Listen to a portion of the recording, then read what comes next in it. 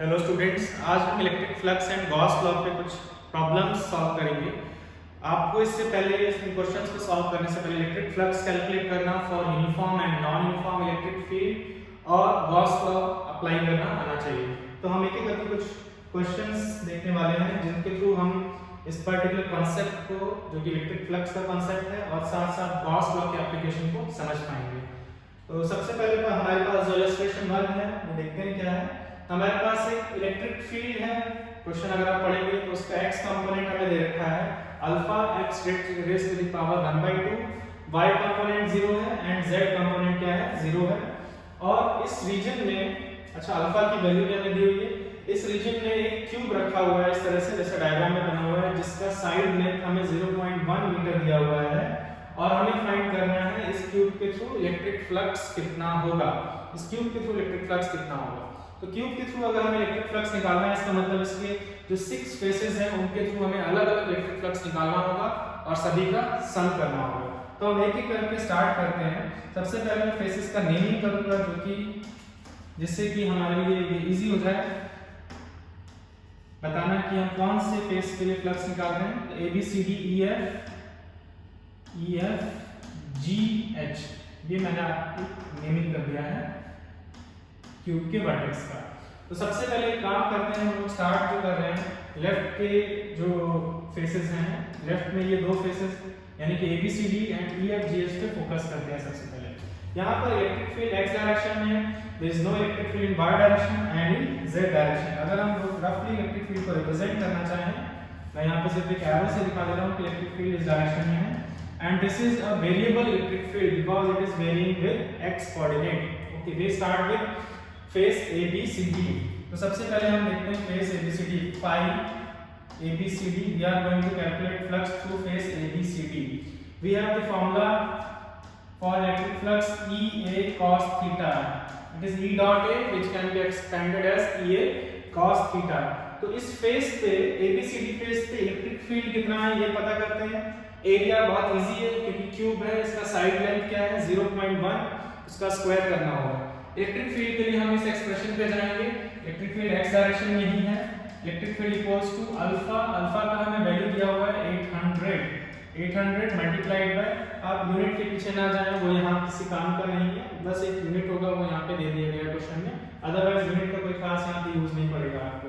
x का value क्या है, इस फेस पे at all the points, face पे लाई करने वाले सभी पॉइंट पे x का वैल्यू कितना है a है, a यानी कि 0.1 है, 0.1 है सभी पॉइंट्स पे। इस पे लाई करने वाले सभी पॉइंट्स पे x का वैल्यू कितना है 0.1 है, यानी कि यहाँ जो इलेक्ट्रिक फील्ड होगा वो 0.1 रेज़ टू द पावर 1/2 होगा, 0.1 रेज़ टू द पावर 1/2 होगा। तो इसको हम लोग सॉल्व करते हैं, ये हो जाएगा 800 बाय 1/10 टू द पावर, या 1/10 को हम लोग ऐसे लिख सकते हैं 1/√10। ये हमारे पास वैल्यू आया, जिसको हम लोग सिंपल फॉर्म में अगर लिखना चाहें तो फिलहाल हम ऐसे ही लिखेंगे 800/√10 Newton per coulomb. Electric field का यूनिट क्या होता है, न्यूटन पर कूलम। तो हमारे पास एरिया में इलेक्ट्रिक फील्ड भी पुट करते हैं, हाँ एरिया वेक्टर एरिया। तो आपको ये ध्यान रखना चाहिए कि कभी भी क्लोज सरफेस है तो उसमें एरिया वेक्टर हमेशा सरफेस के आउटवर्ड्स दिया जाता है, आउटवर्ड नॉर्मल। और इलेक्ट्रिक फील्ड जो है, अगर हम इस वाले एरिया की बात करें, इस वाले एरिया में इलेक्ट्रिक फील्ड राइट की तरफ है और सभी पॉइंट्स पे एरिया वेक्टर लेफ्ट की तरफ होगा, आउटवर्ड। स्फीयर के किसी क्यूब के किसी भी फेस पे एरिया वेक्टर हमें उसके आउटवर्ड बनाना है। दोनों के बीच का एंगल कितना है 180 डिग्री। तो यहाँ पुट करते हैं सारी वैल्यूज, यहाँ आएगा 800 divided by √10 multiplied by area का जो वैल्यू है 0.1 इंटू 0.1, इसको मैं 1/10 मल्टीप्लाइड बाय 1/10 लिख सकता हूँ, multiplied by cos 180 degree, cos 180 degree, क्योंकि यहाँ पे एंगल जो है वो एरिया वेक्टर इलेक्ट्रिक फील्ड के बीच में हर जगह 180 है।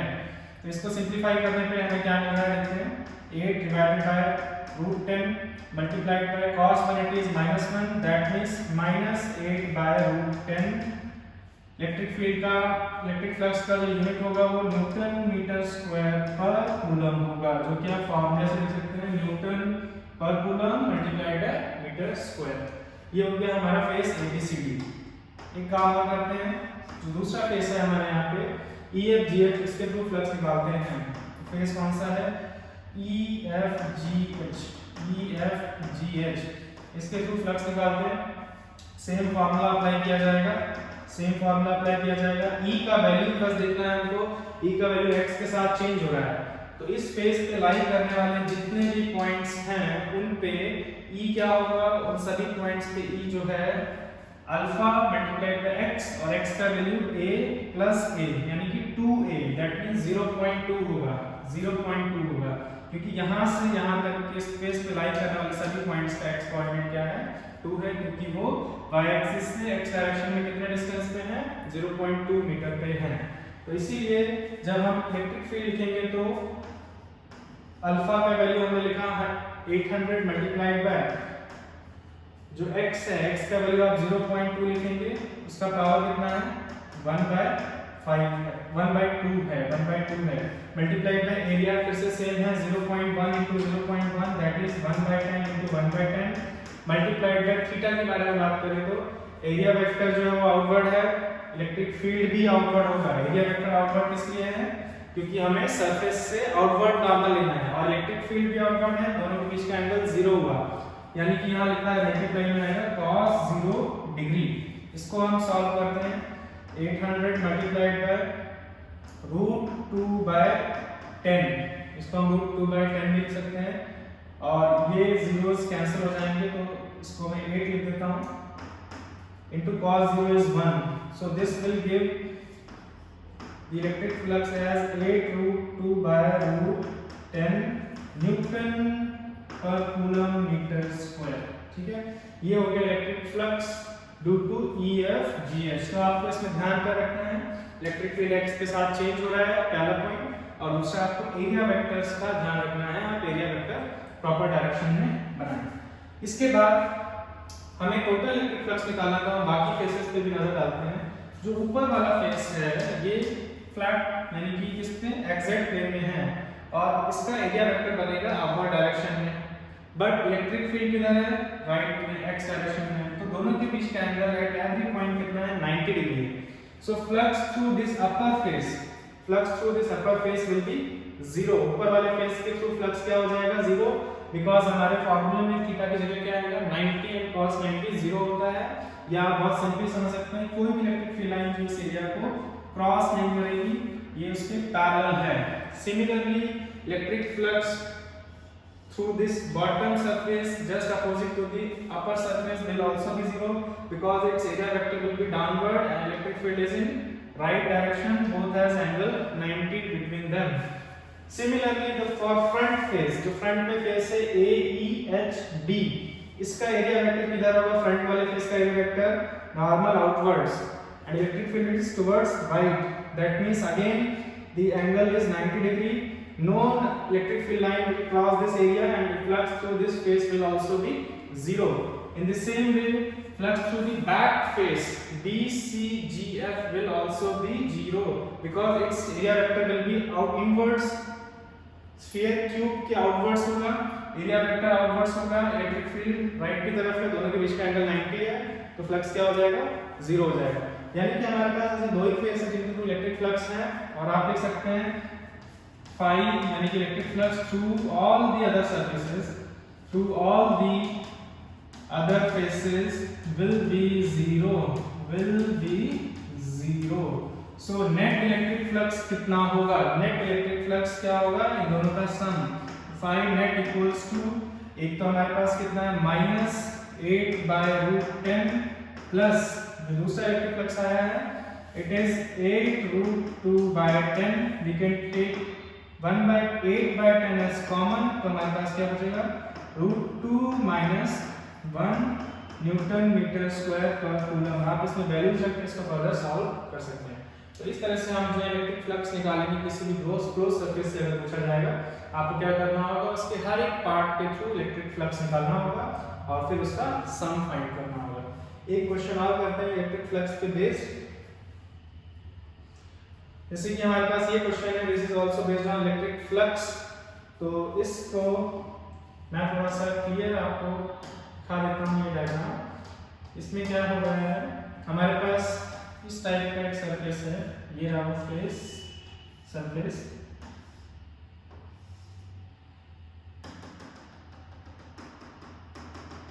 ये भी एक क्लोज सरफेस है, डिफरेंट शेप का सरफेस है। ये हमें इलेक्ट्रिक फील्ड का डायरेक्शन दिया हुआ है, इलेक्ट्रिक फील्ड कितना है, E है। और इस वाले पार्ट का जो विड्थ दिया हुआ है वो हमें B दिया हुआ है, जो यहाँ लिखा हुआ है B, इस पार्ट का विड्थ है इसका। और जो है इस डायरेक्शन में हमें लेंथ भी दिया हुआ है, इस डायरेक्शन में लेंथ कितना है, A है, ये भी हमें दिया हुआ है, ठीक है। तो हमें क्या फाइंड करना है, हमें जो फाइंड करना है क्वेश्चन में देखते हैं, find the flux of electric flux through each of electric field through each of the 5 surfaces. तो हम क्लियरली देख सकते हैं बैक साइड में एक सरफेस है, फ्रंट में एक ट्रायंगुलर सरफेस है, फ्रंट में बैक में 2 ट्रायंगुलर सरफेस होगी, लेफ्ट में रेक्टेंगुलर 3 सरफेसेस, एक ऊपर ही रेक्टेंगुलर सरफेस, एक बॉटम में रेक्टेंगुलर सरफेसेस। तो हमारे पास यहाँ पे कितनी 4 सरफेसेस होगी। इसके अलावा हमें और भी चीजें दी हैं, शायद यहाँ पे ये एंगल दिया हुआ है, ये एंगल थीटा है। तो हम फाइंड करते हैं flux through each of the surfaces. तो मैं सबको नेमिंग कर देता हूँ। सबसे पहले जो ये वाली बैक साइड वाली सरफेसेस को मैं 1 लिख रहा हूँ, उसके बाद जो फ्रंट में ट्रायंगुलर सरफेसेस को 2 लिख रहा हूँ, और बैक में जो ट्रायंगुलर सरफेसेस को 3 लिख रहा हूँ। टॉप पे जो ये रेक्टेंगुलर सरफेसेस को मैं 4 लिख रहा हूँ, और जो बॉटम में रेक्टेंगुलर सरफेस है, ये ध्यान रखना ये फ्रंट वाले ट्रायंगल का है, ये ट्रायंगुलर सरफेस का है, बॉटम में जो रेक्टेंगुलर सरफेसेस को मैं 5 लिख रहा हूँ। हम सबके थ्रू फ्लक्स फाइंड करने की कोशिश करते हैं। तो सबसे पहले अच्छी बात यह है कि इस क्वेश्चन में इलेक्ट्रिक फील्ड यूनिफॉर्म दिया हुआ है, जो वहाँ इधर नहीं लिखा है, बट आप देख सकते हैं spacing between electric field lines जो है वो सेम है। तो हम लोग इलेक्ट्रिक फील्ड कितना है, E है, और बाकी डायमेंशंस हमें दी हुई हैं। तो सबसे पहले हमारा जो फर्स्ट वाला फेस है उसके थ्रू फ्लक्स फाइंड करते हैं। तो flux through first face formula क्या है, ये cos थीटा है हमारे पास, ये cos थीटा। ये वाले फेस पे, ये जो बैक साइड में फर्स्ट वाला फेस हमने लिया है, इस पे इलेक्ट्रिक फील्ड जो है राइट की तरफ है, बट इसका एरिया वेक्टर लेफ्ट की तरफ होगा, क्योंकि हम लोग क्लोज सरफेस के लिए एरिया वेक्टर आउटवर्ड्स लेते हैं। तो एरिया वेक्टर लेफ्ट की तरफ होगा, इसलिए थीटा का वैल्यू हमारे पास कितना हो जाएगा, 180 डिग्री। थीटा का वैल्यू हो गया 180 डिग्री। इलेक्ट्रिक फील्ड राइट की तरफ है, एरिया वेक्टर लेफ्ट की तरफ है। इलेक्ट्रिक फील्ड का मैग्नीट्यूड हमें E दिया हुआ है क्वेश्चन में, इसी के टर्म्स में आंसर चाहिए। एरिया देखते हैं कैसे आएगा। एरिया के लिए हमको ये लेंथ पता है, B है, और ये रेक्टेंगुलर है, तो हमको ये वाली हाइट का पता होनी चाहिए। तो ये हम कैसे पता करेंगे, अगर हम इस डायग्राम में क्लियरली देखें तो यहाँ पर सामने एक राइट एंगल ट्रायंगल बन रहा है, जिसमें ये वाला डायमेंशन A है, this is hypotenuse is A and this angle is theta. So using these two dimensions and information we can find this height as A sin theta. ये कितना होगा, A sin theta होगा, base A cos theta होता है, आप पहले से जानते होंगे। हमें इसकी जरूरत पड़ेगी, हम इसको A cos theta लिख सकते हैं। सो जो रेक्टेंगल यहाँ पे फॉर्म हो रहा है, इसका जो हाइट है वो भी हमें पता चल गया है, और वो कितना है, A sin theta। सो इसका एरिया क्या हो जाएगा, B multiplied by A sin theta. Electric field E है, जल्दी से प्रूव करते हैं और आंसर फाइंड करते हैं। E multiplied by A sin theta multiplied by B, and cos 180 is -1. So the electric flux through this surface will be -EAB sin theta। ये हमारा फर्स्ट वाले सरफेस के थ्रू इलेक्ट्रिक फ्लक्स आ गया है। अब एक काम करते हैं, जल्दी से सेकंड सरफेस के लिए आगे बढ़ते हैं। सेकंड सरफेस के थ्रू फ्लक्स निकालना है, यानी 5 2। अगेन हम सेम फार्मूला यूज करेंगे। हम जो ये फार्मूला यूज कर रहे हैं, this is valid only for uniform electric fields, और इस केस में भी इलेक्ट्रिक फील्ड क्या है, यूनिफॉर्म है। तो देखते हैं कौन सा सेकंड फेस है। सेकंड फेस जो सामने वाला ट्रायंगुलर फेस है वो मैंने लिया हुआ था। अगर हम सामने वाले ट्रायंगुलर फेस का देखें, जो कि मैंने यहाँ ड्रॉ किया है, इसका एरिया वेक्टर क्या होगा, आउटवर्ड्स होगा। इसका एरिया वेक्टर आउटवर्ड्स होगा, और इलेक्ट्रिक फील्ड जो है वो राइट की तरफ है। दोनों के बीच का एंगल कितना हो गया है, 90 डिग्री। दैट मींस cos 90 0, तो फ्लक्स 0 हो जाएगा। हमें और कोई कैलकुलेशन करने की जरूरत नहीं है। जब भी किसी भी एरिया के पैरेलल होंगी इलेक्ट्रिक फील्ड लाइंस, फ्लक्स 0 होगा, because no electric field line will cross the area. In the same way the triangular area on the back side, triangular face on the back side will also have electric flux equals to 0. तो जो third वाली side है उसके through भी flux क्या होगा, 0 ही होगा। Same reason, वहां पे एरिया वेक्टर इस तरह से होगा और इलेक्ट्रिक फील्ड इस तरह से, दोनों के बीच का एंगल क्या हो जाएगा, 90 डिग्री और इसी वजह से फ्लक्स क्या हो गया, जीरो हो गया। फोर्थ फेज देखते हैं, जो ऊपर वाला फेज है, फोर्थ फेज, इसको हम केयरफुली देखते हैं। फिर से फॉर्मूला लिखेंगे ये cos थीटा, लेकिन यहाँ पे थीटा पहले से यूज कर लिया गया तो हम अपने फॉर्मूले में थीटा को फाई लिख देते तो ज्यादा अच्छा होता है, ये ध्यान रखेंगे क्योंकि क्वेश्चन में थीटा यहाँ पे किसी और चीज के लिए यूज किया गया, तो हम फाई लिख लेते हैं या अल्फा लिख लेते हैं, क्योंकि फाई हम फ्लक्स के लिए यूज कर रहे हैं तो इसको अल्फा लिख लेते हैं कुछ समय के लिए। ठीक है, देखते हैं ई, तो इलेक्ट्रिक फील्ड ई है, इसका एरिया भी बहुत इजी है, ए इंटू बी, तो ये लिख लेते हैं E into A into B multiplied by cos alpha. ध्यान रखना ये एंगल कौन सा एंगल होता है, इलेक्ट्रिक फील्ड और एरिया वेक्टर के बीच का एंगल। तो इसके फेस पे अगर हम एरिया वेक्टर बनाएंगे, it will B perpendicular like this, surface के परपेंडिकुलर होगा, ये होगा area vector. And electric field is clearly horizontal, हमारे लिए इलेक्ट्रिक फील्ड यहाँ पे क्या है, हॉरिजॉन्टल है, इलेक्ट्रिक फील्ड है, और क्योंकि एरिया इस तरह से टिल्टेड है तो एरिया वेक्टर इसके परपेंडिकुलर होगा। We have to find this angle. तो इस एंगल को फाइंड करने के लिए मैं आपको इसको एक 2 डायमेंशनल डायग्राम में दिखाता हूँ। हम लोग जो है एक्चुअल में ये जो हमने लाइन ड्रॉ किया है ये इस फेस के परपेंडिकुलर है, दैट मींस ये ऊपर वाला जो फेस है इसके किसी भी साइड के परपेंडिकुलर होगा। इसको अगर हम लोग यहाँ बनाएंगे तो कुछ ऐसा बनने वाला है, ये रहा एरिया वेक्टर, साइड से अगर हम देखें इस वाले फेस का एरिया वेक्टर ये रहा, और इलेक्ट्रिक फील्ड इस तरह से है, यानी कि ये एंगल हमें फाइंड करना है।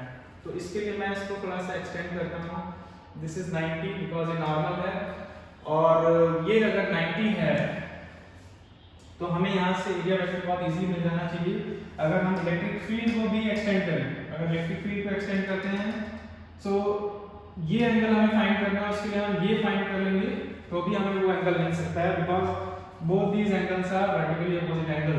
सो this is 90, sorry this is theta, that means this is 90 minus theta, and this is 90, this means this is theta, this angle is theta, and this angle is theta, that means this angle is 90 minus theta, because this is right angle, so ये 90 minus theta हो गया, तो ये angle भी कितना हो गया, 90 minus theta, यानी कि हमें मिल गया इलेक्ट्रिक फील्ड और एरिया के वेक्टर के बीच में एंगल कितना, 90 minus theta। तो यहाँ हम लिखेंगे cos of 90 minus theta, this will be EAB cos 90 minus theta is sin theta। The flux through the fourth phase is EAB sin theta।